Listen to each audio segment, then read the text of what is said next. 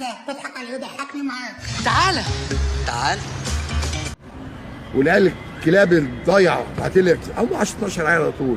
ما تكلموش عن صفقه ناصر امبارح. خدوا ولادك وروح، لا انا ولا اولادي شغالين عندكم يا اولاد الكلب. لا انا ولا اولادي شغالين عندكم يا اولاد الكلب.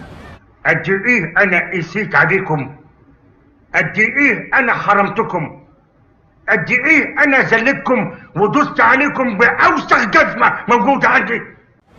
اما العيال بقى اللي عماله تقول خد ولادك وامشي، هات امك مش شغال عندك. لا انا ولا اولادي ولا انت نفسك تعرف تشتغل عند اولادي ولا تعرف تقابلهم في مكتبهم بتاع المحاماه.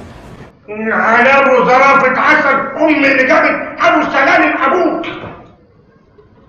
زمالك في فلوس توزنك انت وامك وابوك كل اللي جاني الكلاب اللي شغاله معاكم. يا ولاد الكلب وحشتوني يا ولاد الكلب.